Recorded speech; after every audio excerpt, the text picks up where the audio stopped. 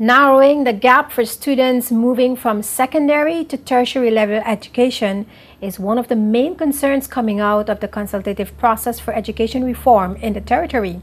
Endorsing the proposal for an additional school year to the education system, President of the H. Lafferty Style Community College, Dr. Carl Dawson, while addressing the public meeting on the education system at the Catholic Community Center in Virgin Gorda, outlined the wide gap that students leaving secondary schools in the territory have to cross before being able to function effectively at tertiary level institutions.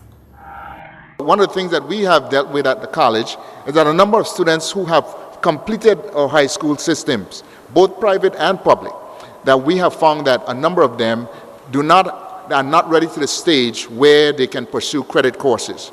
So we then offer non-credit courses. As I said, it's not unique to us. But as far as how other areas and countries deal with their problems, they will deal with them how they wish, but we want to address it so that the point where we would like is to be able to have as many of those high school skills, those completion skills, to have an exact match. Right now there's a gap. People finish high school here and the college curriculum as far as the degrees are concerned, the credit courses, starts here. But we would like to know that when the high school curriculum is ended, it's exactly at a point where the college curriculum begins. So there will be eliminated, hopefully, a need for any bridge courses.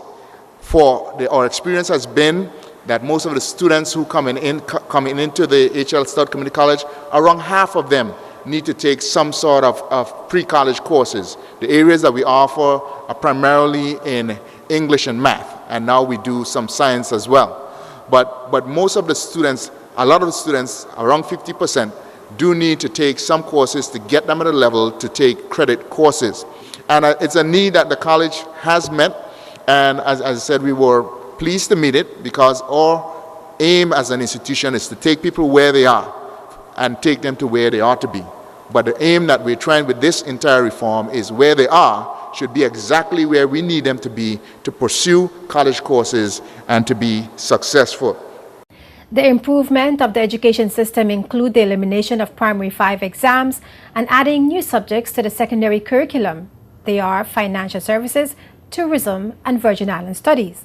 Mandatory sitting of CXC exams began this year, as well as assessing students using trends in international mathematics and science study and the progress in international reading literacy study to measure the territory's level in the various subject areas. According to Education Minister Myron Walwyn, an earlier assessment of the secondary school leaving process showed that students leaving secondary schools were unable to cope with tertiary level education.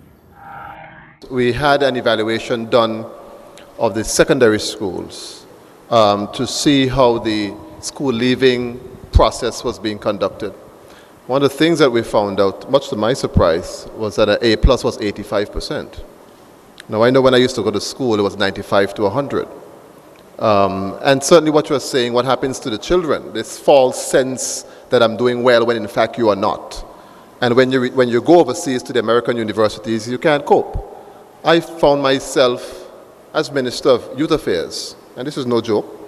On several Sunday afternoons, I dedicate my time sometimes to helping students who are away in college with their schoolwork, because they simply just cannot cope, because I think we have created in them a false sense of security that they're at a particular level when in fact they're not.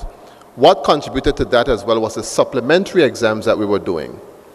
You can't have a student who got an E and an F in a subject doing supplementary. There is nothing to supplement. If you get an E or an F, it means you do not know the subject matter at all. And so you cannot be doing supplementary.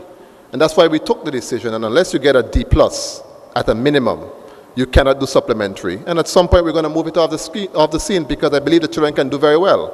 But if we continue to cushion them with these things, then they don't aim as high as we believe they can.